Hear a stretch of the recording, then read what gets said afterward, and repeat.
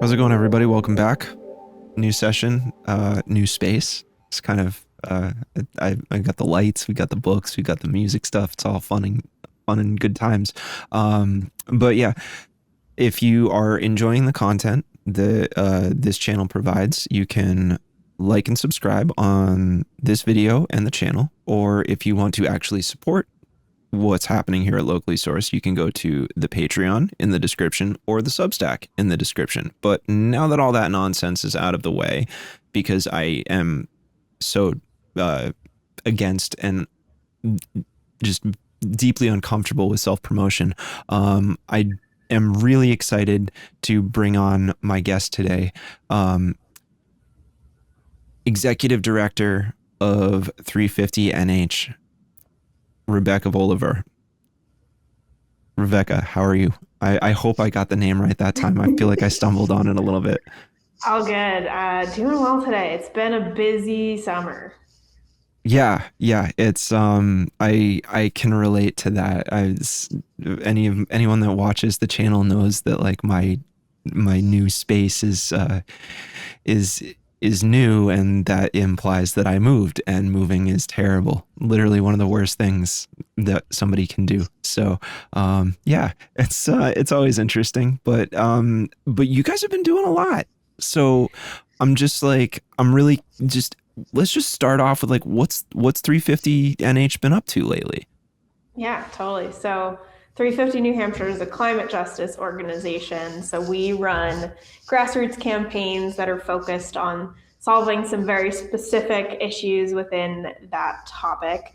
Right now, that looks like getting us off of fossil fuels and transitioned to clean energy in our energy system. That also looks like addressing the high costs of utilities that everyone's dealing with. And that also looks at making sure everyone has clean air and clean water. And lately that work looks like addressing PFAS, or forever chemicals, that are getting into our water because of all of the big corporate polluters dumping that stuff without any hesitation or regulation. So this summer we've had an intern team working on the PFAS issue. They've collected like hundreds of signatures from people this summer, getting their peers up to date on like what PFAS even is, since it's still a topic that is relatively new and that people are still trying to understand better. We've also been addressing data center proposals and regulations that have been popping up in towns all over New Hampshire. Folks are starting to try to get ahead of any proposals by telling their city or town councils like what they want to see for regulations or for prevention from data centers coming in. And so we've been out since the weather got nice in the spring, knocking on people's doors, going to farmers markets, going to all sorts of other events to talk to people about these issues and bring them in.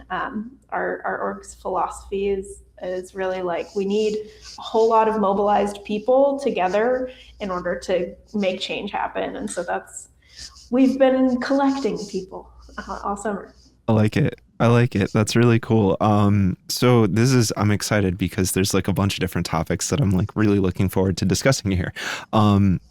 So let's start out with data centers.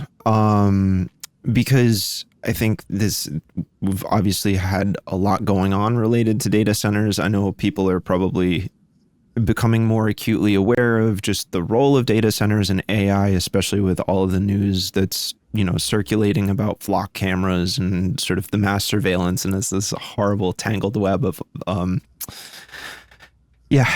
terrible future. But it's always important to me to like explain to people that like not all data centers are created equal, right? Like different data centers are going to have different power draws, and I think it's, like we've had data centers for a long time. We wouldn't have cloud storage if it wasn't for data centers. You know what I mean? So you've got like your Google Drive or your Dropbox or whatever, like that probably uses a data center somewhere along the way. But those data centers do not have nearly the environmental demand that like an AI data center does, because what's you're talking about a difference of store, and this is something that I talked to Sam Evans Brown about, but like a storage data center is holding like a lot of hard drives, but a AI data center is holding a lot of graphics processing units, and those have massively different energy demands. So and I think it's important to delineate the difference, just so that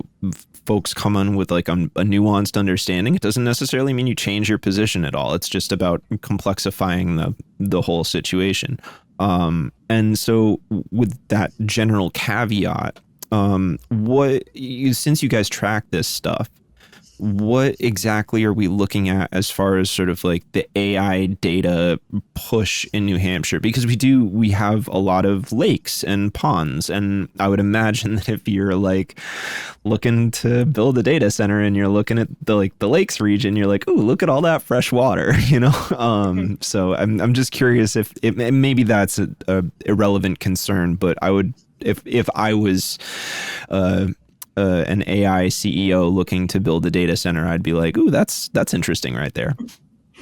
Yeah. So great place to start is that we have data centers in New Hampshire. They exist. They are small.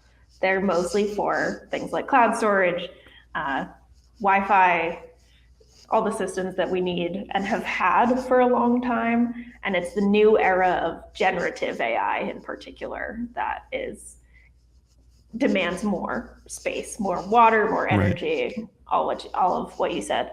So a couple things that I think are important for people to think about when it comes to data centers in New Hampshire. The first is that we've positioned ourselves politically as like really business friendly. We've gotten rid of a lot of business taxes. We've got lower or like easier regulations on a lot of things. That's part of why we have so many landfills and bring in trash from Massachusetts and other states. So like in some ways that atmosphere, that atmosphere might make it a little easier for a data center or other big energy using system like that to come into New Hampshire. On the other hand, we love conservation here. And a lot of people move to New Hampshire because of the lakes and the mountains and know that data centers are a real threat to that. So that's been,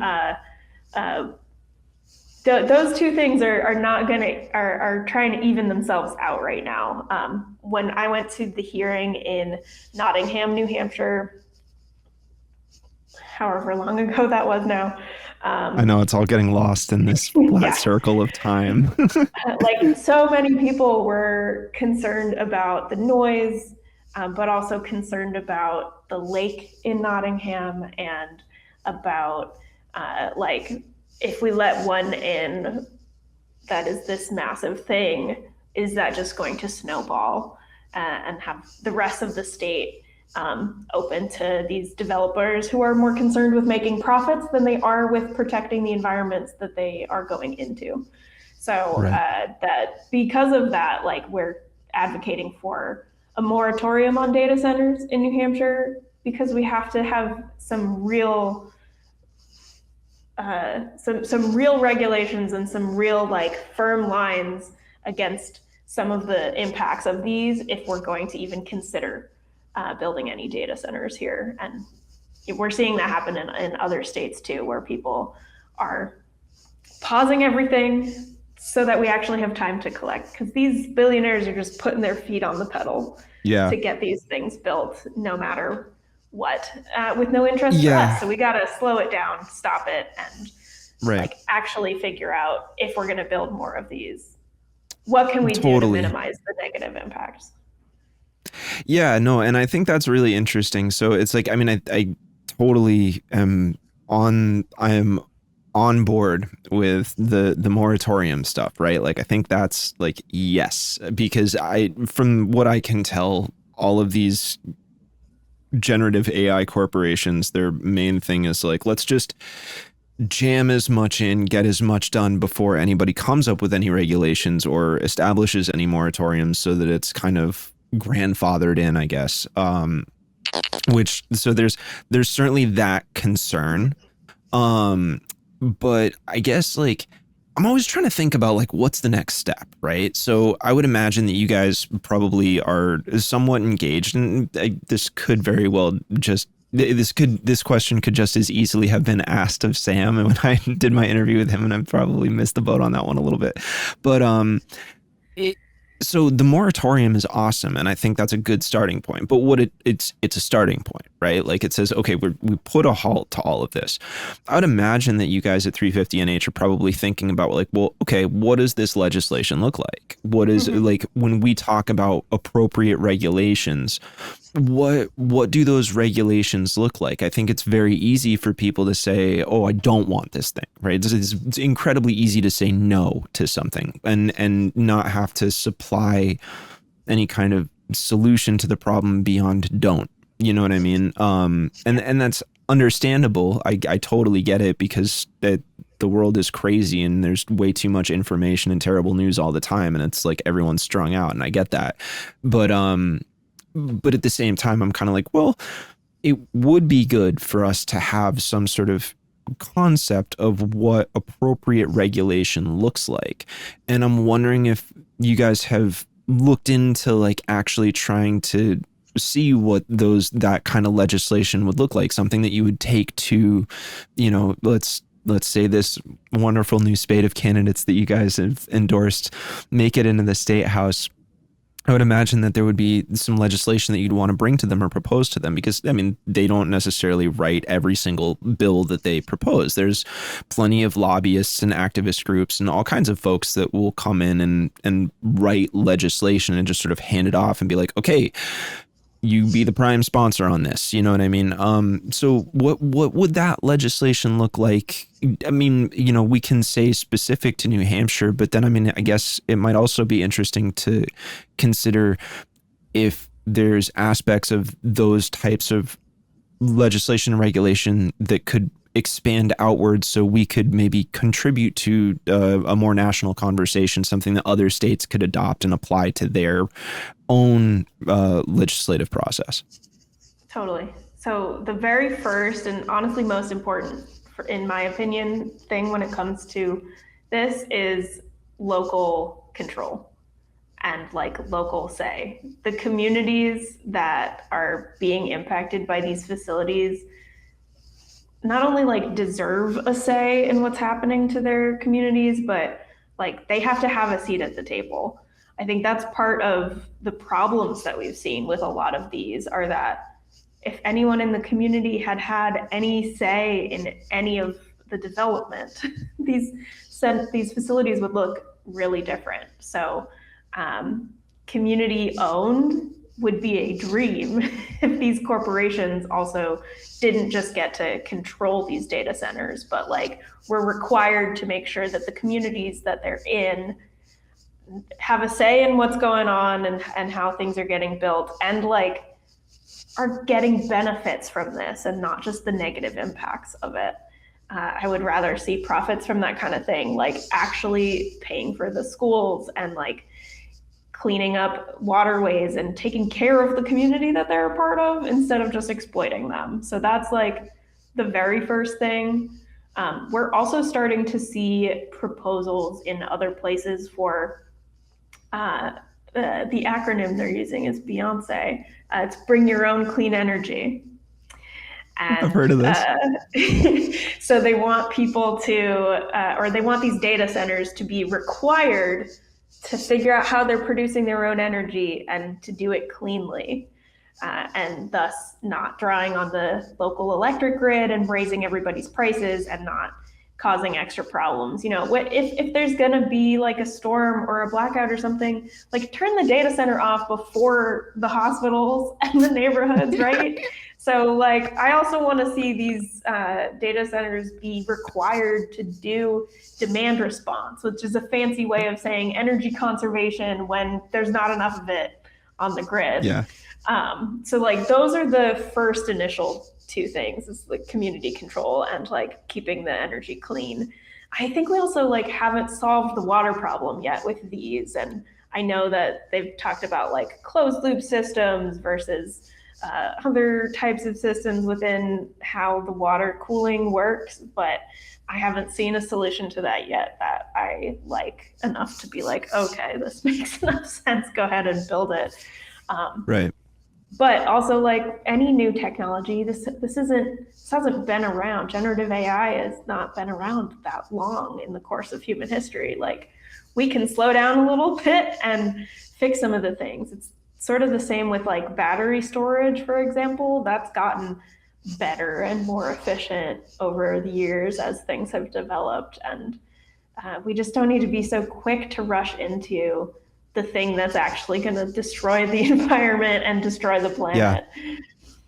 Yeah. No, I totally am with you on that. And I mean, like, this is, I guess, that moment where I'm like, oh, I heard this thing. Let me ask you about it. I did hear some interesting proposals that were coming from people inside the tech space where they were saying, like, people that are like, they genuinely work for these companies that are producing these things, but they're also independently conscious of the massive impact of these data centers and they don't necessarily like it. So they're trying to like offer solutions to these problems, some of them. And one of the interesting ones that I heard was the use of gray water as a cooling method. I don't know how viable that is, but I always think like solutions like that are interesting to explore. I get that they're like, no, I want nice clean water from my sweet computer setup, but that's like, look, dude, you don't, we don't, none of us gets everything we want, right? Mm-hmm. And I think, I'm a huge fan. People on this channel would probably, like, viewers would probably not be surprised when I say that, like, I'm big into public ownership options. Like, I would, from my perspective, the only way to, if you're pivoting off of the environmental impacts of AI and considering the economic, like, job impacts of AI, I'm like, look, like, if you're worried about AI taking your job, then it's not going away. It's a Pandora's box we opened and will not be able to close. So, now that it's out, it's sort of like, okay, how do we address this thing that could seriously spell the extensive disaster in so many different ways for the society that we have right now. And usually I think public ownership is like the way, because it means that voters, like downstream, I guess, because it's like, it's through their representatives or their senators, governors, what have you, but it controls it in a democratic process. You know what I mean? And I think that public ownership makes it a lot easier to put constraints around the long-term impacts of it. So I don't, worry about sort of the spin of saying something like that, in terms of for the people that are sort of red bait pilled, wanting to be like anti-left or whatever. But it's not even at that point. It's really not about like a political ideology or anything like that. For me, it's more about like, hey, this is about making sure that we don't all get screwed. Yeah. It's Yeah, and it's like we're giving way too much power to the billionaires too in all of this. exactly. And like this Exactly. might sound simple, but I think one of the solutions to just addressing everybody's concerns about AI is for people to just like actually be more connected to each other and build community with each other. Let me show you one of these posters on our wall right here, right above me. It says, "Ask your auntie, not AI." And like, Please. Oh, wow. Yeah. I would like building community is a part of organizing for like long-term change, because then we're not asking Chat GPT for a soup recipe. We're calling our mom and asking for that family recipe that like she made Right. when we were little or something. And I feel like AI has just let people be disconnected from each other more than we already are in some ways. And so Right. like You know, Yeah. asking your friend instead of AI about a thing is also undermining what billionaires want. Right, exactly. No, I couldn't agree more. And I mean, like, I, like, I'm already wary of just like when folks will talk about like, oh, my online community, and I'm like, that's not a community. If you have to go spend time with these people in real life. That's community. Um, it's not, like, if all you are is a profile picture and a block of text, then like you're not actually connecting with anybody. What you're connecting with is your computer or your cell phone. And that's, again, that is a massive boon to tech oligarchs. Right? Because, like, sweet, you're spending more time using social media, using, like, burning out the battery on your planned obsolescence smartphone. So you're gonna, the more you use it, the quicker it burns out, which means the faster you go back to the cell phone store and buy another sweet new iPhone or whatever. And so And it's they're great organizing tools, but also we have to make right. sure we take that offline. Right, exactly. No, and I mean, and to me, I think that's really important, is sort of like the utility of something, right? That's always like, it's not to say it isn't useful or that we shouldn't have it. It's more so to say, like, be conscious of what you're engaging with, right? You know what I mean? Because it's like AI is like another further extrapolation of community, like, away from it. Um, when you're talking about, okay, well, now I'm not even chatting with another person. I'm chatting with a poorly formed collection of tokens, this, and algorithms that, and it's like, and I've taken moments in time where I've been like, all right, fine, let's like do a check on these systems, and just so that I knew, because I was like, I don't really feel like I can talk about AI or like discuss it in any meaningful way if I haven't actually like used it a little bit at some point or another. And so a lot of the conversations that I had with AI over time were about trying to figure out like what are this thing's constraints? You know what I mean? Like what sort of blocks it in, and so I found out directly from multiple LLMs that they're like protecting their the corporate interest, right? Like brand protection is actually of it's funny because to the LLMs themselves, and I know we're sort of getting off topic here, and I promise I'll bring it back around. But to the LLMs themselves, it's like, well, we have a duty to protect the end user, but then we also have a duty to protect the brand and the shareholders. And I'm like, I presented it to him. I was like, well, don't what happens when those two primary directives come in conflict with each other? Like, which do you prioritize? And a lot of them would essentially boil down to, we're going to prioritize the brand, not the end user, because like the LLM doesn't have any complex understanding of people. It's just an algorithm. So, but it can very much so identify exactly what's bad. Like, oh, this is not good for my owner's shareholders. And so, and I think that is, and then meanwhile, all this water is getting wasted.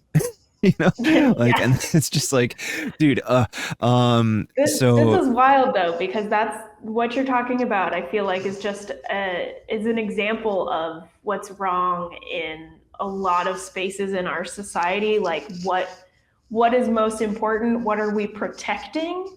And like right now, the government is protecting the interests of corporations instead of people. We see this when like our organization helped shut down a coal plant, and in our protests, the police were there to protect a coal plant, not the people harmed by what was going on at the coal plant. I And actually like I remember feel like this. Yeah. we see this time and time again where like what is it that society is set up to protect, and it's not the people right now. Right. Yeah, exactly. It's very much so the the business enterprise. It's the bigger system.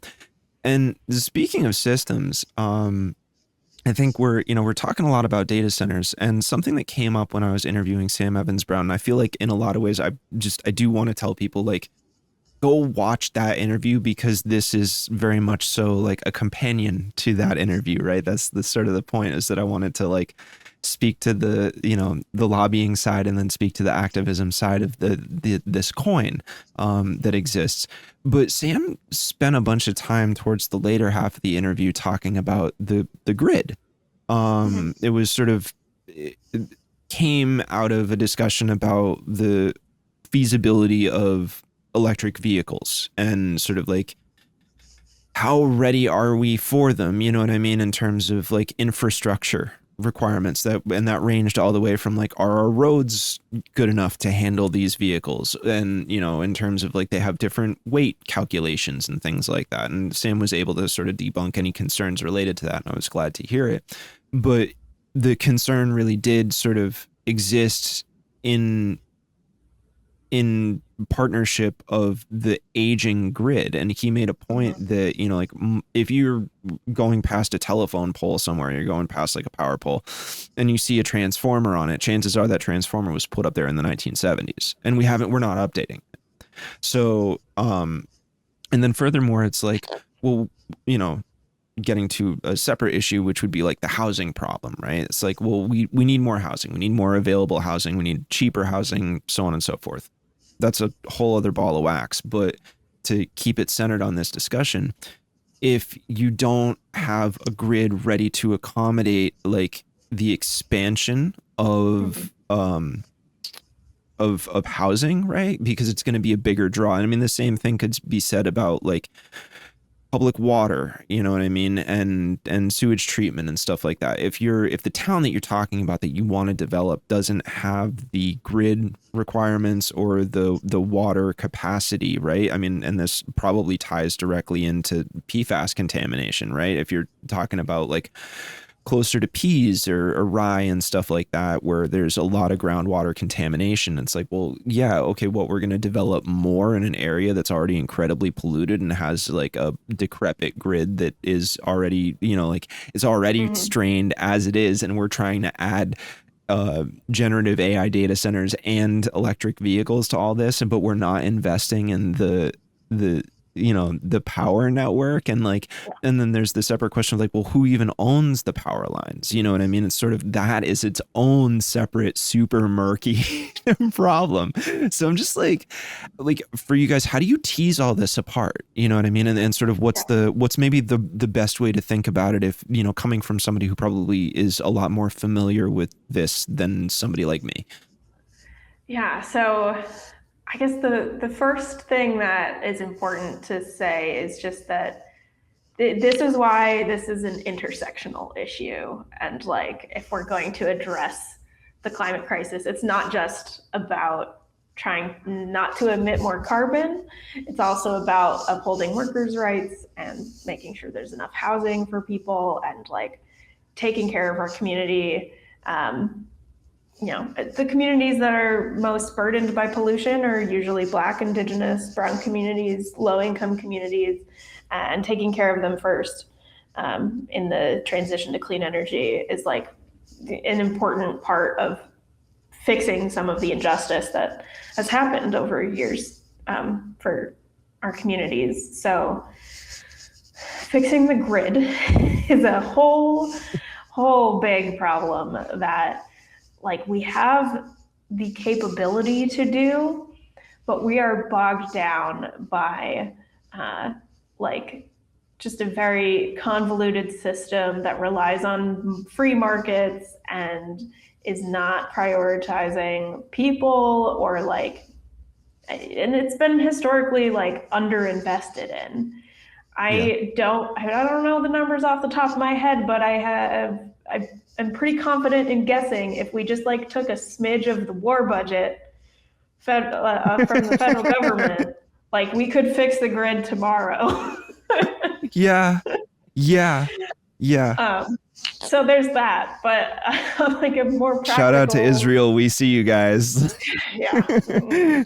On a more sort of like practical way, like we don't have to manage the grid this way. It hasn't always been managed this way. The utility poles and wires used to be a public good. Back when electricity was invented, like everything was publicly owned, and voters got a say in how things were managed. And we have a little bit of that today with electric co-ops. The New Hampshire Electric Co-op Board gets a lot of say in how things go, and everyone who's in that co-op can vote for those board elections. But when it comes to the rest of us who are not in the region that the New Hampshire Electric Co-op operates in, we're mostly stuck with Eversource, and they own most of the poles and wires in New Hampshire. And no matter how many times they say they don't have control over like prices and that they're just bound by the market to increase rates the way that they are, like that was set up as a for-profit utility company. So like no matter, unless we change that, of course we're going to keep seeing rate increases, and they're going to be answering more to their shareholders than their people. And so in the long term, like we need to do a lot of things to fix the electric grid, but like having more microgrids so that our electricity is more localized and not as spread out as it is. You know, if a line goes down in one part of town, how many houses is it going to impact? If we have smaller grids that way and can produce the power more locally, more community solar and that kind of stuff, then we'll just like reduce the strain on the whole system in the first place, because that electricity doesn't need to travel as far. The solar, like near where I live, is going to come to my house faster than the energy from the oil plant in Newington. So like that's one way to reduce the strain on everything. We're also like, New Hampshire is so behind in energy efficiency compared to all of our neighbors. So that's another easy way to reduce, like the more we reduce our use through smart things like that, the less we're going to have to build of new transmission. So that's why I like start with reduction before we have to go build more stuff. But you know, we are also going to have to make those investments in the electric system to have a grid that will support electrification, and making it easier for people to have solar on their homes to charge their electric vehicles, making it possible for renters to have access to that technology too. You know, we do that through like net metering and community solar projects, and like fossil fuel industry gets so many subsidies. Let's stop doing that and give it to the clean energy sector instead. So there's like a ton of little tiny things I could pick out that we could do sooner. But like, you know, long-term transformation of our grid is about getting it back into public ownership and in changing the way that it is regulated, so that we are putting communities before how much the power plant is going to make off of us turning our lights on. Right. No, absolutely. And I mean, that makes a lot of sense. And I would imagine that, you know, something I'm always trying to think about is, you know, because New Hampshire, obviously there's, you know, Free State Project, yada, yada, yada.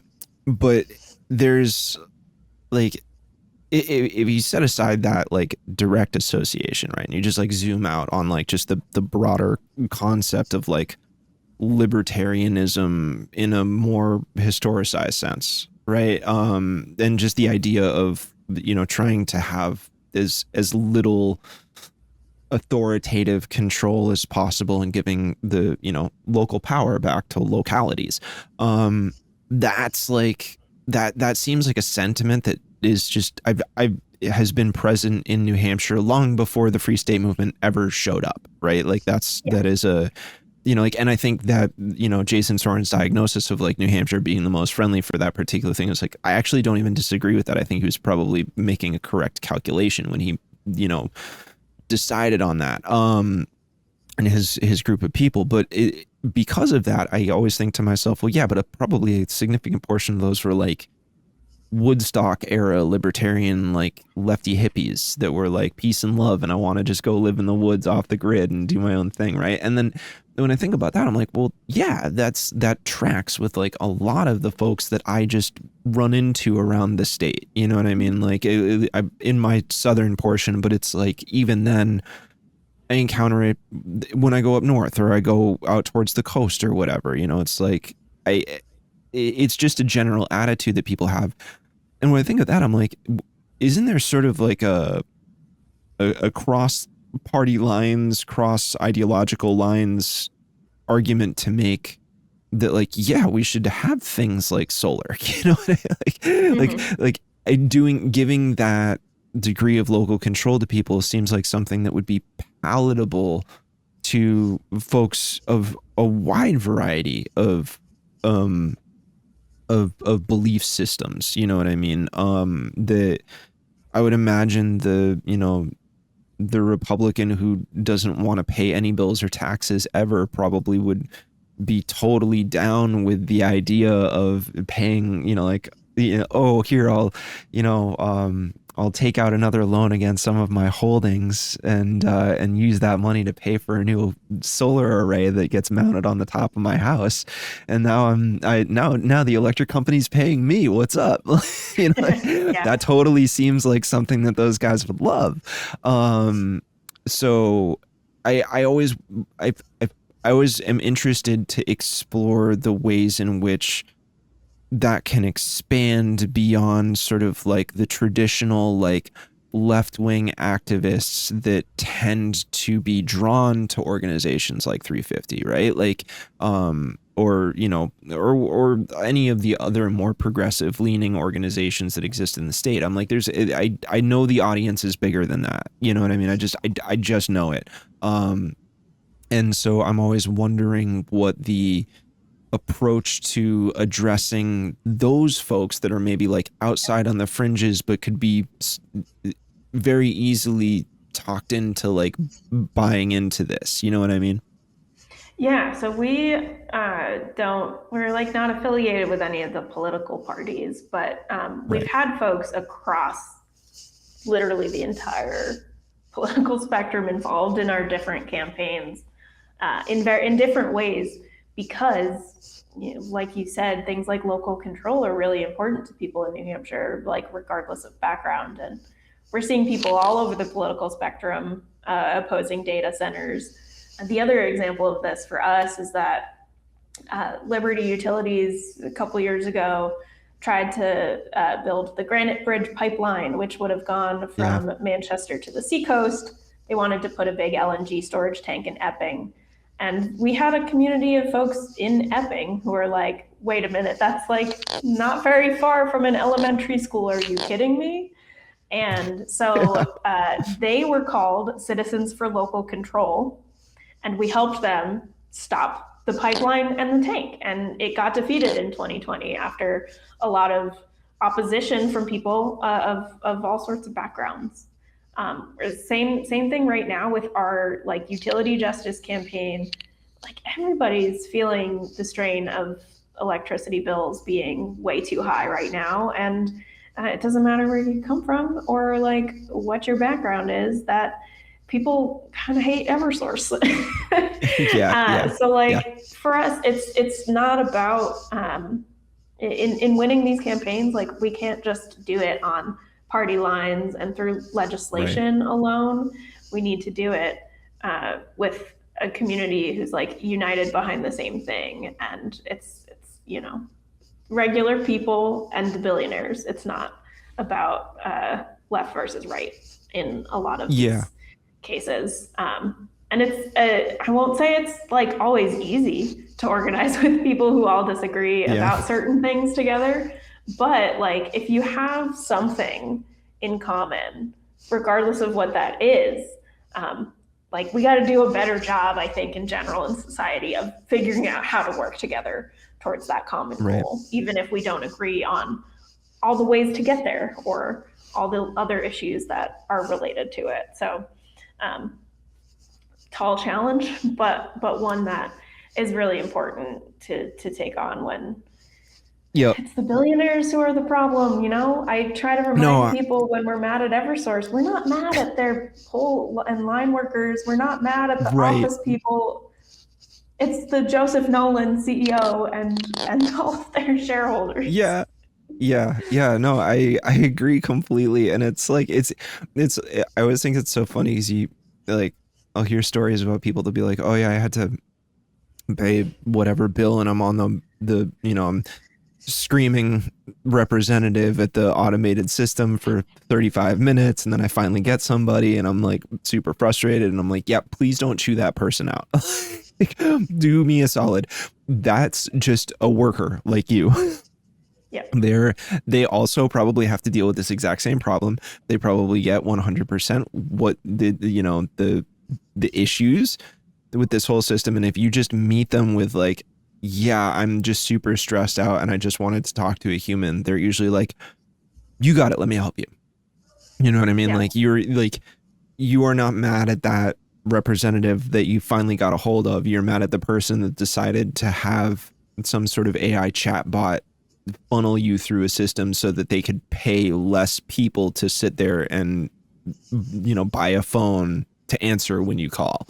That worker is probably just as screwed as you are, maybe even more so by that system that you're mad at. So context always matters. And then and the other thing I always try to say to people broadly is like regarding working with working across lines when it comes to a coalition is I'm like, just get comfortable with being uncomfortable, I guess. It really is sort of reductive, but generally, I mean, I would imagine, especially with the work that you do, I would imagine there's sort of a certain psychology and headspace that you need to be in where you're like, yeah, I'm probably going to be talking to a whole bunch of people that I like vehemently disagree with about a bunch of different things, but like I do need to set aside however uncomfortable that makes me when it comes to they do agree with me on this one thing that I really need them to agree on so that I can get my job done.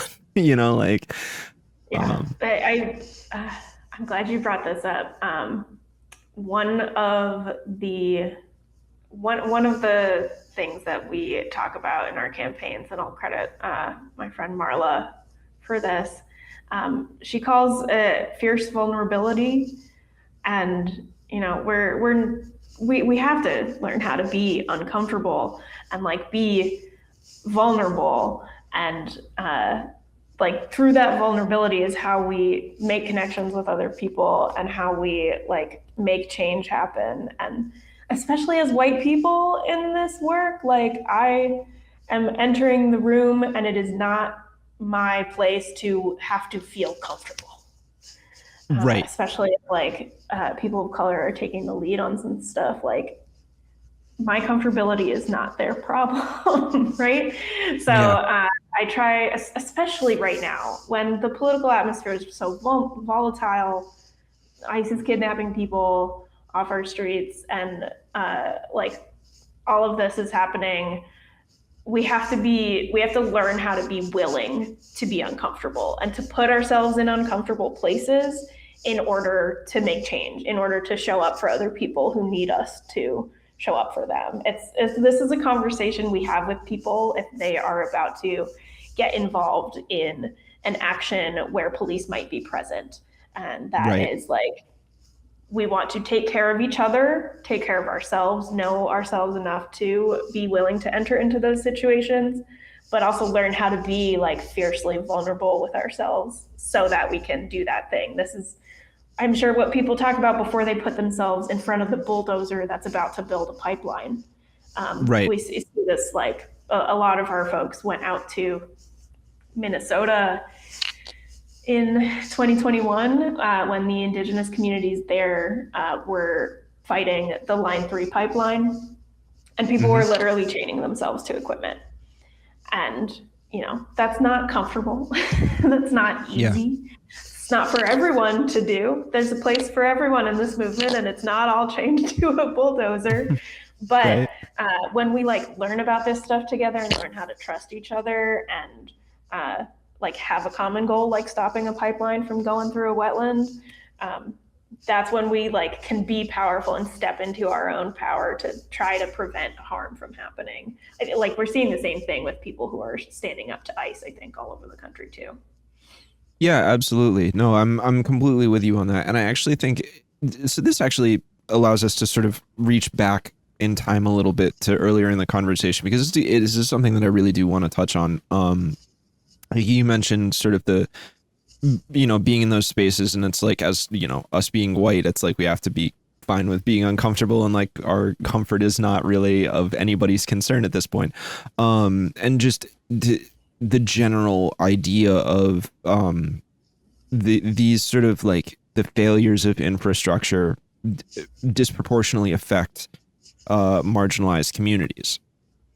And I I've definitely had people sort of lob the like, oh, you're being class reductionist or whatever. And I'm like, dude, I'm not, that's not my point at all. Like, not even remotely.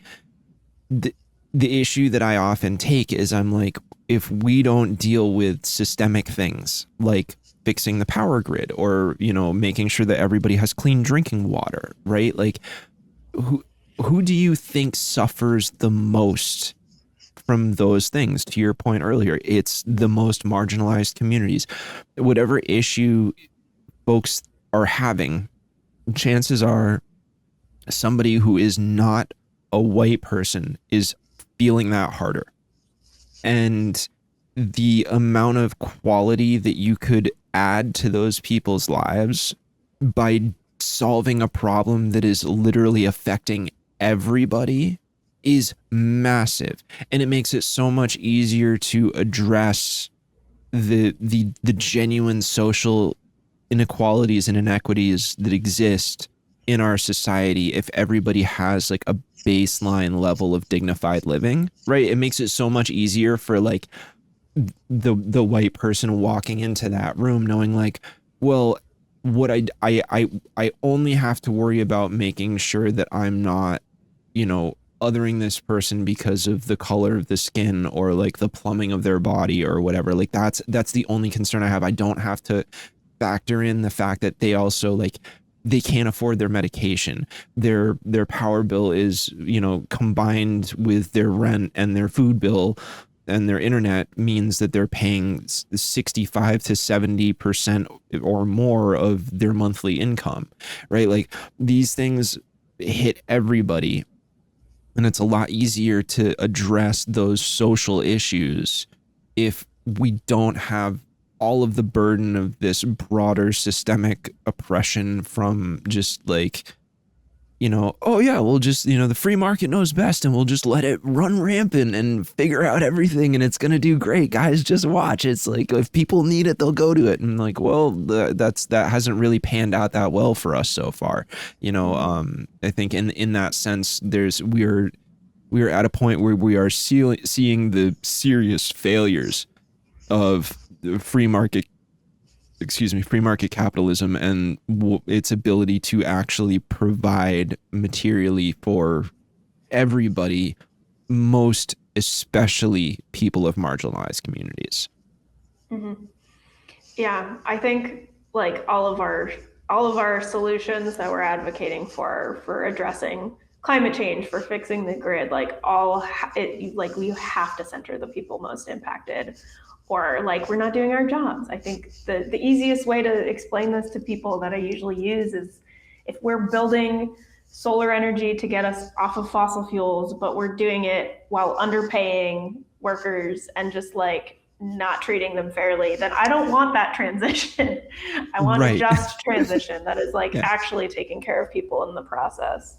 So his policies weren't perfect, but I'm going to use an example from Joe Biden's presidency. Yeah. One thing that he did was called the Justice 40 initiative, and that was baked into some of the infrastructure bills and some of the like clean energy and environmental justice related legislation that he passed. And the Justice 40 was about making sure that a large portion of the money from all of those initiatives goes to the most marginalized communities. And that was starting to be directed to Black communities and to Indigenous communities and to communities across the country. Trump got into office and it stopped. But like Yeah. the idea of that is the right direction. Where like if we're going to pass a clean energy fund in New Hampshire, which we've defunded over the past however many years, that Ayat and Sununu have made that a priority. But if we like actually properly funded that, I think we need to make sure at least 40% of that is going to Black communities, to brown communities in New Hampshire first, because like they're the most impacted often by climate change as well as high prices and everything else. And there's some form of reparations in all of this that has to be had. Yeah, absolutely. For folks who've been disenfranchised just because of who they are or where they came from. Yeah, no, precisely. I mean, it's, yeah, and I mean, I appreciate it because I think, you know, from that perspective, I look at what you guys are doing. I'm like, you guys are doing it all at once. You know what I mean? It's not setting any particular preference over one or the other. It's saying like, look, you can't really do any of it unless you do all of it. You know what I mean? This isn't, you got to do the whole project. You can't just nibble at the edges, because you'll lose ground that way, you know? So sort of, we've pivoted off into a whole other bigger conversation here, but I do want to get to sort of the crux of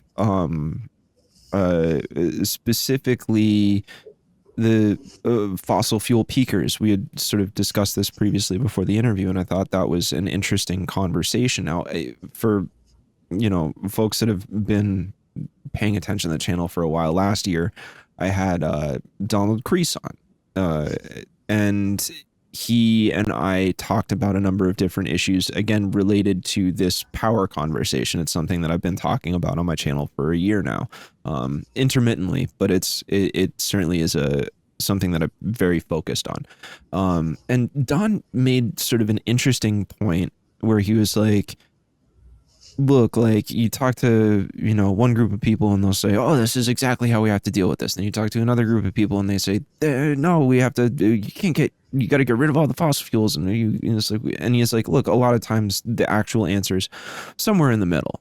And that certainly made sense to me just from a logic perspective. But it didn't necessarily mean that we don't aim to create improvements over time, right? Like it's not like, okay, well, yeah, then we should build a pipeline. I'm like, dude, no, I'm not. I can't really get down with that. It just doesn't seem like a good idea. It seems like there's a lot of other sort of weak points in that process that can cause failures, which would cause greater environmental problems, so on and so forth. But I also have to acknowledge that, like, I can't just make the revolution happen tomorrow, right? Like if I could, I would, right? But I had the power to do something like that. So I'm curious as to, you know, when you guys are pushing back on the fossil fuel peaker plants and all of that, how does all of that balance with also sort of facing the constraints for clean energy projects that we've like have been placed on the organizations when it comes to things like solar or wind? You know what I mean? Like, obviously we've got Don Quixote down in Washington who hates his windmills. And that's like, that's super annoying, right? You know, like, I mean, I live in the Monadnock region for work all the time. I end up having to drive through and by Antrim, and like I actually find their wind farm to be very pretty. I think it looks elegant on the side of the hills. I enjoy seeing it. I know other people are incredibly offended by it, but like when I look at it, I'm like, smokestack, like right. Exactly. People are like, oh, well, it kills all the birds. And I'm like, gee, I wonder how many birds it's going to kill if you have a giant oil spill. You know what I mean? Like what are we doing here? Like what's the actual conversation? Let's genuinely compare these outcomes. But it doesn't change the fact that the amount of opportunity that we have to pursue that. Whereas previously it was just like having fights with people at like local town meetings about whether or not they like or don't like the way it looks. Now you're also up against the reality of like the funding, the subsidy is not as available as it had been. So how does, like when pushing back, how does the counterbalance operate? So one of the things about this whole fight for renewable energy is that we have the technology and like the means to get to 100%. It's just the political will that's lacking. Right. And so for us to build the political will to get there, we need to show people what's possible.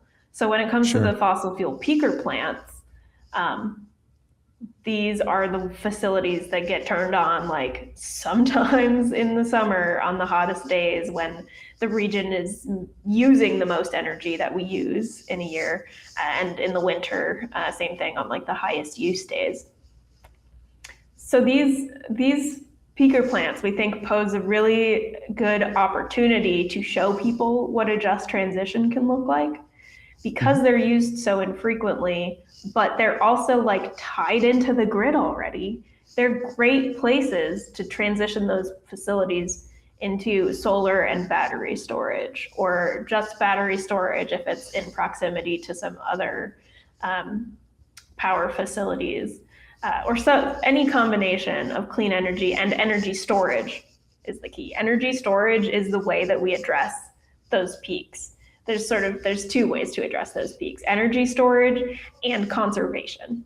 And we're not doing either of those in the New England grid right now. So those are our targets to get those facilities offline, just because like it's the easiest place to do that transition right now. If you shut off one of the power plants that is running 24/7, the grid would feel it right away. But if you start transitioning a peaker plant into battery storage or something else, that can happen a lot faster without big impacts to the grid. So we want to show people that that is possible, that we have the technology to transform these systems, and that we don't have to manage the grid this way. I wanted to like talk a little bit more about the conservation piece of this too, because there's two ways that we can reduce the peak use and then not need these peaker plants at all. The first is that like there are giant energy users all over the grid that could very easily reduce their electricity at like specific times. Think like if every Walmart in New England shut off half the lights and like turned the air conditioner up a couple of degrees for like 3 hours on the hottest part of the afternoon, like they could shave the peak without us.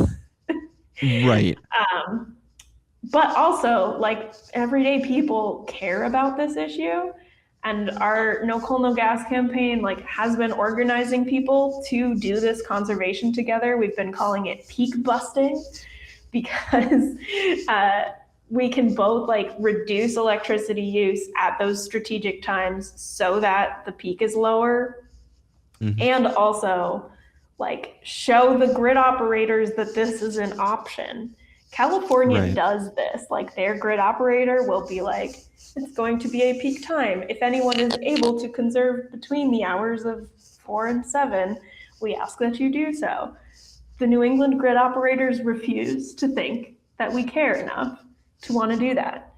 But like we've been peak busting to try to show them that we can. And it doesn't just mean like turn all your lights off and sit at home alone. Yeah.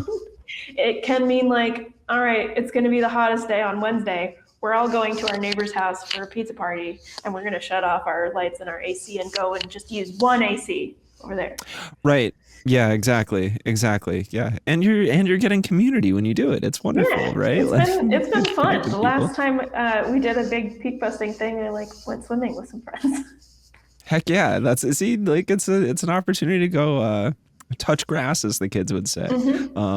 Yeah. So no, I think that's super interesting, and I appreciate it, because I think that's like this is the type of stuff that I think folks just maybe don't even necessarily know what to engage with or where to start. And it's like, it can be very well known to the people that are like directly engaged in the activist spaces. But for like regular folks that are just working their pants off all day and then like come home and they're like, oh, I gotta like get my kid from extracurriculars and then I have to cook dinner, but oh wait, I don't even have enough groceries in the fridge. Now I gotta add a grocery trip to the mix. And like, Yeah. you know, like If we just when you're like practice relying on each other a little bit more for that, then we can all right. take turns. Right. Yeah. Yeah. Community. It's a great solution to many problems. Well, it's So also a solution to the climate anxiety from all of this. indeed, indeed. So I didn't ask you about this before, but it occurs to me as we're talking that I just like, I have a feeling somewhere along the way, somebody's going to want to know the answer to this. So we might as well just go for it. Where does 350 stand on nuclear? Mm-hmm. So nuclear energy is not clean as Right. as much as people like to say that like yes it's cleaner when you talk about emissions, but not when it comes to the nuclear waste. And Right. we're following a legacy of the Clamshell Alliance.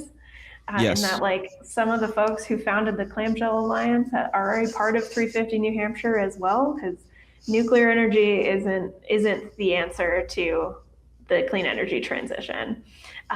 It while I guess I would say I know the technology keeps developing, but it's also so much more expensive than wind and solar. So much so that like they just built a nuclear plant in Georgia a couple years ago, and they Mhm. went way over budget and built less than they planned because it got way too expensive. And Right. so like if we get stuck into that trap, electricity rates are going to be even worse for Sure. everyone. And when we have like cleaner technology that's not as dangerous and that doesn't have nuclear waste associated with it, like that's Yeah. what we got to do. That being said, like Seabrook doesn't need to shut down right now, but it's Sure. also sitting on a salt marsh and the foundation is starting to crumble. So maybe they should make a plan Yeah. for a transition over there. Right. No, and that's actually so, and that actually touches on like, I wanted to just give you an opportunity to like fully answer that before I say anything about my, you know, my general read on that problem. My skepticism, regarding nuclear is like, I tend to think about things in the long term, right? Like I think about, you know, the 5 or 6 generations later from now, maybe more. And my main concern with nuclear, and this, you can tell me if this is a reasonable concern to have or not, is that like those plants need to be maintained indefinitely. Because if like all of a sudden there was some sort of like you know, a broad scale apocalyptic event that, you know, we're all of a sudden there's just not, we all the nuclear engineers died. You know what I mean? Like who's maintaining those plants? You know what I mean? And it's like if those plants aren't maintained, they start to melt down, right? Like they will collapse into the ground that they are sitting on, right? Like there's all of these sort of like long-term, very, very massive problems that can result, right? And it's like if you're like, oh yeah, we're just gonna abandon this nuclear plant and, you know, 350 years later, it's like you've got 17 Chernobyls across the country. You know what I mean? Like that kind of thing is a little terrifying to me. So that's usually my impulse is like, if you really think about this in the long game, like if you don't have a multi-century like wind down plan for this particular source of energy, then it's not really a great idea. In the same way that I think that any um any commodity producer, right? I mean, like you could point to like, you know, Coke or Pepsi or something like that. And you could be like, look, you guys gave us all these plastic bottles and then you never figured out a good way for us to deal with the plastic. And now you've got this giant island floating around in the ocean. Yep. It's like there was never any, it's like, oh, well, it's the consumer that has to deal with that. You know what I mean? It's like, it's the people that have to worry about this. We just make the thing. We're not responsible for the disposal of it. We're not responsible for what happens with the product after it's been sold.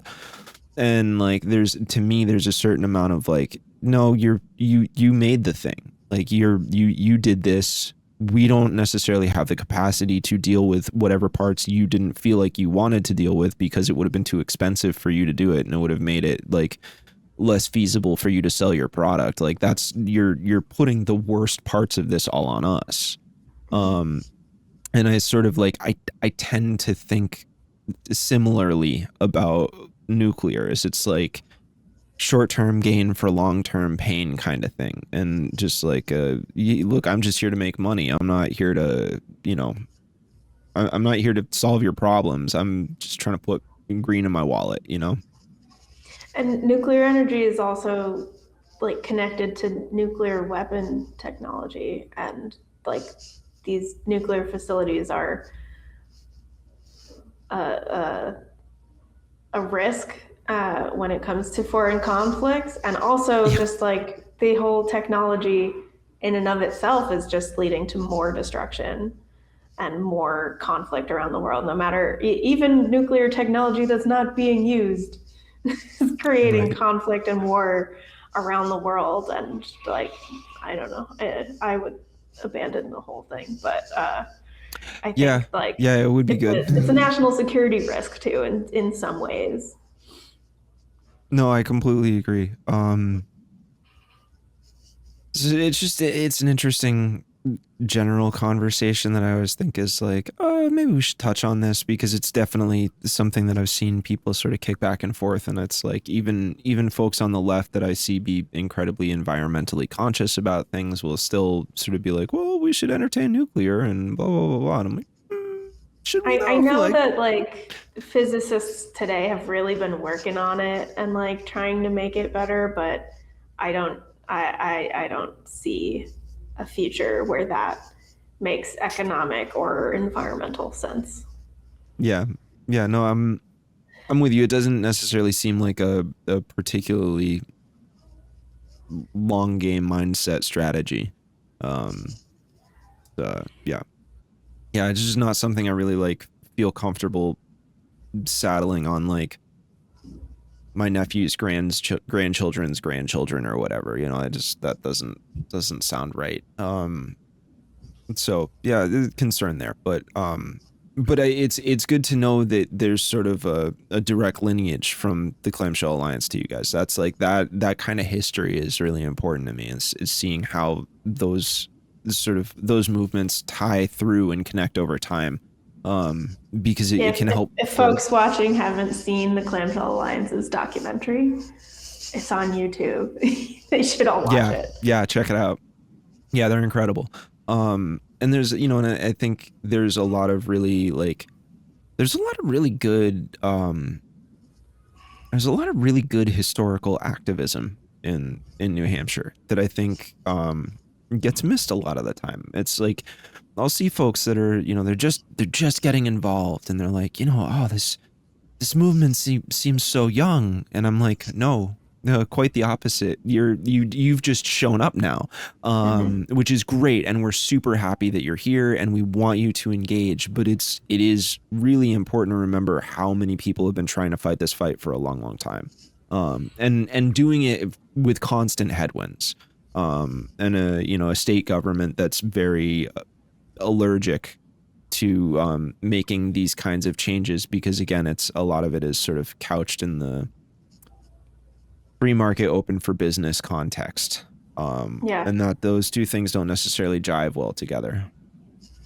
I've been learning a lot more about the like activism history in New Hampshire recently, and it's been fascinating, and also I think just like important to learn about what came before us, from like way back in New Hampshire's history. Some of our first like examples of environmental activism, if you will, are the indigenous people here trying to stop the settlers from building dams on all these rivers. Right. And from there, like so many different iterations of people trying to stop pipelines, trying to stop the nuclear plant. The nuclear plant example is still like one of the largest protests in history and the largest in New Hampshire's history.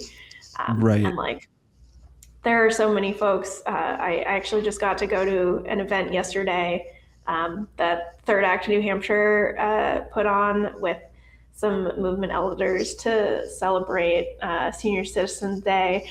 And we heard from all of the things that they were doing and the different ways that they've spent their life, like helping support immigrants who've been coming to New Hampshire. And what were some other things, like to literally taking the plastic and the other pollution out of the Merrimack River with this like kayaking club that was doing that.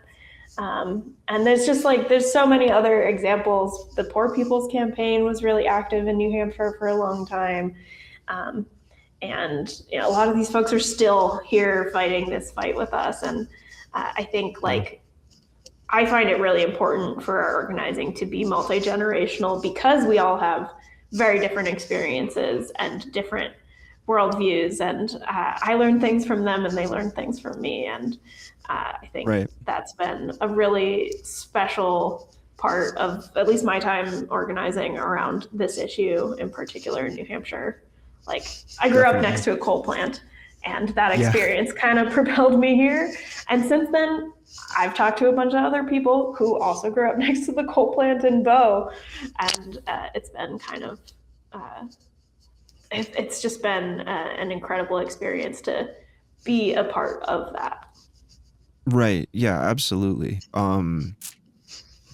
Yeah, this is all really good stuff. So I wanna circle back because it's sort of closer to the top of the interview. We brought up sort of the companion nature of this interview that we're doing now with the one that I did with Sam Evans Brown. But I would actually like to sort of help contextualize the companion nature of your two organizations, 350 and Clean Energy New Hampshire, and sort of like, you know, we've spoken, you know, outside of this, and you know, it's like I know you guys communicate and help each other out, but I'm sort of like, I'm curious what the relationship between 350 NH and Clean Energy New Hampshire looks like, so that people can understand better just how the two organizations work together, and then maybe depending on what you're, you know, if you're an activist or you're an organizer or you're like looking to get involved with all of this, like this is your passion issue, this is the thing that you're focused on,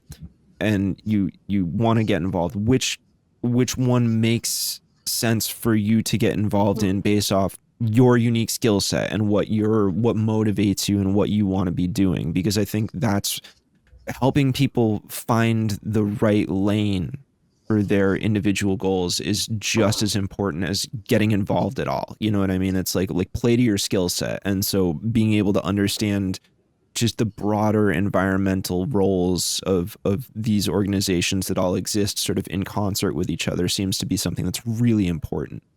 Yeah, totally. So I'll zoom out a little bit more and then talk about Clean Energy New Hampshire, where there's really great environmental organizations in this state. So we have the New Hampshire chapter of the Sierra Club, Clean Energy New Hampshire is here. There's the New Hampshire Network for Environment, Energy, and Climate. And then there's some more regional ones like the Monadnock Sustainability Hub. And there's, who am I missing? The League of Conservation Voters also has a chapter in New Hampshire.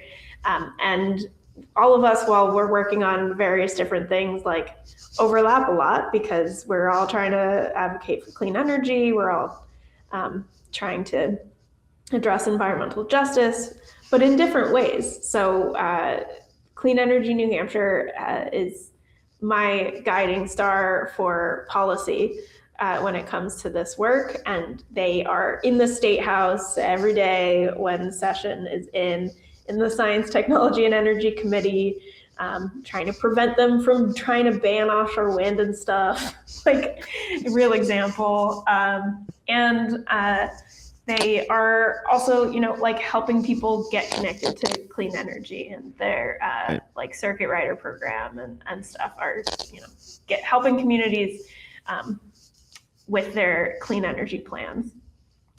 And 350 New Hampshire, our sort of niche is like mobilizing people, building community centered campaigns, and like helping folks make real change happen locally and statewide. And that means that like our campaigns have changed over the years based on what the people who are in our volunteer chapters want. We weren't working on PFAS a couple of years ago, but then our high school organizing team was really concerned about the new PFAS found in Manchester. And Yep. now we have a campaign that's trying to address PFAS, and we really listen to like what the community needs to make change happen. And for us, we're oftentimes not in the state house. We're working out here trying to build public support for these things and make sure the public knows what's going on at the state house and knows that they can do something about it. We've done a lot of trainings over the years to help people learn organizing skills or to understand how the electricity system works. And one thing that I think is really important for people to know is that like you do not have to be an energy expert. You don't have to understand every facet of the grid in order to care about this issue and to know that the system is messed up and needs to change.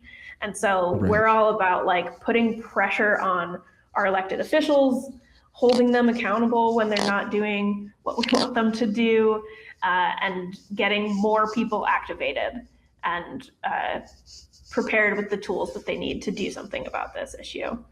So we have local chapters that have spent the summer tabling at events in their own town to get more people involved in their chapter, and other folks who are like maybe planning to address the current rate hike that we're seeing and helping connect people with resources, because there are some aid programs in New Hampshire when people need help paying for their electricity bills. So I think it's really important for there to be multiple ways to address this issue, because we can't just fix it with legislation. We can't just fix it with us outside the state house yelling at the politicians. Right. We need both. And so like a lot of our organizations are all in coalitions together because we're working together even if our approach is different. Sure. Something I tell people who are like trying to figure out what their lane is like we all have our own unique skill set. You might want to just find like what is calling to you within the movement or what your skill set could help support. So right. Like we have a volunteer who is like, I can't get out there, but I can help at home. She does data entry and sometimes helps write thank you cards and things like of that nature. Right. We have folks who are like excellent writers who are constantly writing LTEs to submit to the local papers. And then we have people who are preparing to lock themselves down to prevent a data center from being built. So there's a whole spectrum of all of this, and we need people in every role in the movement. Like if folks are engaging in an action where they might get arrested, they wouldn't be doing that if there weren't people ready to be jail support, right? So like we all have a place in this work. So if you want to be in the legislative lane, like Clean Energy New Hampshire is where it's at. If you want to yell at some politicians with us, come join 350 New Hampshire, or one of our friends who are doing the same thing. I'm sure there's a lot of people that are very, very enticed by the idea of yelling at politicians. I feel like that's a certain space that I think a lot of us really want to be doing more of. We're all getting our bills from Eversource right now too, and they're again. So we're also preparing to go yell at Eversource if you want to. Good. I'm so glad to hear that. I did want to just sort of say to people that like for anybody watching this that doesn't like know a whole lot about PFAS, there was a documentary that came out in 2018 called The Devil We Know. And I mean, this is all sort of tangential to this conversation, but it is a really good documentary about the damage that DuPont did. um, in the South, um, uh, West Virginia specifically, and it's just like if it's a tough watch because there's a lot of people that are really suffering in it. But it like at the same time, I do think a it's a good thing to be familiar with because it's there is a lot of groundwater that is poisoned with PFAS in New Hampshire. That is a serious issue that we have, and knowing what you're dealing with is worth doing. So, I mean, I remember that there was a significant amount that I learned watching that documentary. Definitely made me find a very specific position on it. It wasn't necessarily a position that the documentary was asking me to take. It did a good job of just displaying me with information, and then I made my own conclusion about it. But I just, I know that made a difference for me. I don't, even if it's like, if nothing else, I would say check that out if you want to learn more about PFAS. And then obviously engage with 350 too, because if you guys are doing campaigns and work related to that, that's a big deal. Yeah, and insert Saint Gobain and peas as the two big Yeah, culprits. yeah, exactly. Right. Yeah. And there was a lot of back in the day they just used to like spray fire foam for like public events, and you see footage of kids like running through the fire foam, and it's like, yeah, it's terrifying. It's really terrifying now looking back on it. You're like, I can't believe we ever let that happen. That's horrible. But before we head out for the day, because I held you for a while and I'm sure you're quite busy and have other things to take care of.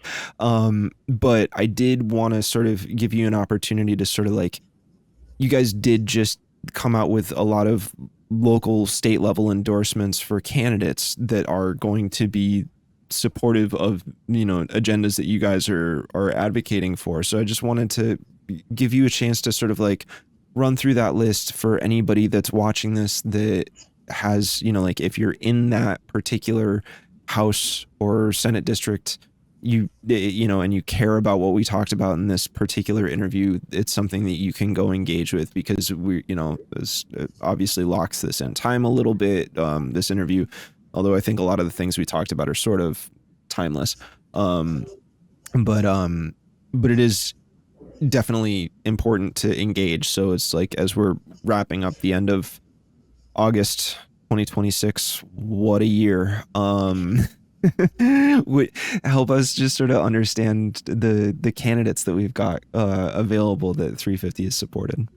Yeah, so if people don't know what's been going on at the State House for the last 6 years at least, we've had climate deniers in the Science, Technology, and Energy Committee who have been dictating literally everything there. So we have been, we launched a political wing, 350 New Hampshire Action, back in 2019 to try to address some of that, because that's nonsense. You shouldn't be allowed to make decisions about our energy here if you don't think that climate change is real. So wild sentence to be saying in 2026, but as a result, like, we're trying to support some of the local people who are running for state rep, because there's 400 of them, and it's a lot for anybody to be able to handle, and a lot of these folks are our neighbors and running for the first time. So we've made endorsements of 19 people so far, and we're going to do another round.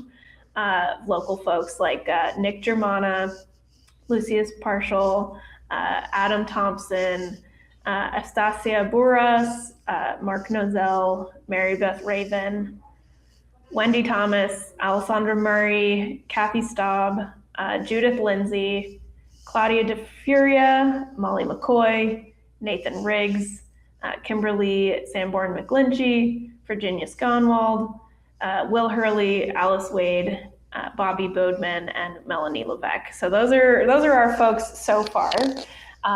I checked my list to make sure I didn't forget anyone. Yeah, no, I know. And uh, we'll be endorsing some more in September as well, because these folks have shown themselves to be climate champions and supporting the policies that we talked about today and the things that we want to see. Sure. In New Hampshire, and they need some help. So, like, we're going to be canvassing with the folks on this list who are in competitive districts over the next couple of months. Right now, we've got folks out in Rollinsford, Somersworth, and Manchester. In Manchester, there's a bunch of Free Staters running as Democrats in primaries over there. So if you haven't seen that yet, follow us. Love it when they do that. Love it when they do that. We're going to be doing a little presentation of who they are for you. Yeah.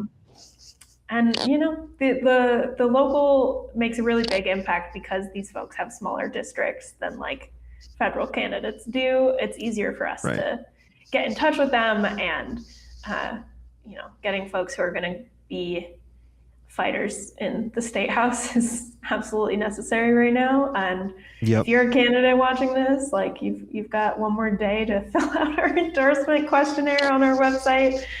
Get it in there. And I think just like it's so important for us to pay attention to the local, because in New Hampshire, if you look at the numbers from previous elections, people don't vote all the way down the ballot. And these state reps are like the most important thing that we can vote for to make change in our state right now. So like, go all the way down your ballot, please.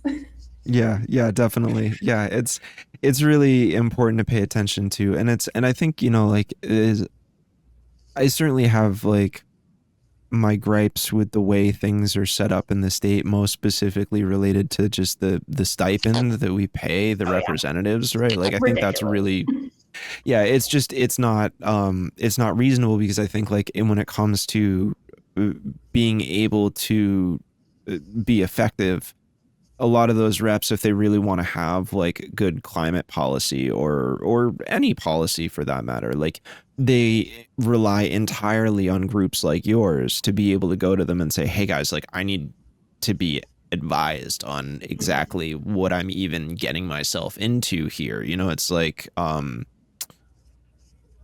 yeah, like I know just generally speaking, there's like, over 1/4 of the state house is like voting lockstep with New Hampshire Liberty Alliance. And it's like, that kind of thing causes a lot of damage. And I think there's absolutely a way to push back on that, but those reps are going to need to be able to lean on organizations like 350 or CNH, or like, I can go on and on and on with these organizations, right? Like all of the ones that you listed earlier. And that's just talking about climate, you know what I mean? But it's so important for those reps to be able to get the support they need in order to do what they have to do, because they're only getting paid $100 a year. So it's like, it is functionally a volunteer position, you know what I mean? And then there's just the side problem of what the bubble of Concord even is, and the way that is sort of like political practices carry over from like generations of representatives like throughout time, you know. And it's like, and I've watched that state house progress through time, where like I've said this to a bunch of people recently in private conversations, but it really reminds me of like a corporation trying to sustain its own existence, where you can have board members of that that corporation change out, right? Because there's like a board member that was like pushing the corporation into a direction that would have hurt it, and so they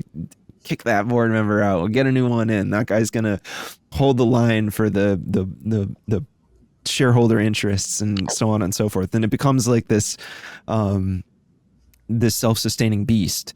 And I've seen those same practices happen in Concord, where you'll have sort of like seasoned state reps that have been in for cycles and cycles be like, oh yeah, I need you to sit down and hang out, you know, you're new, we're gonna make sure you learn the ropes. And like, I would much rather see those like freshman reps or early reps go to organizations like 350 and say like, hey, what should I do here? You know, like don't necessarily accept that political wisdom from inside the, you know, the state house, because it might not be serving you in the way that you think it's serving you. And there might very well be a position that's wise to take that comes from an organization like 350 that could potentially be bucking a political norm that is just like has a lot of precedent and nothing else in Concord. So it's just like, oh, I always just want people to be like, think autonomously and, you know, and look to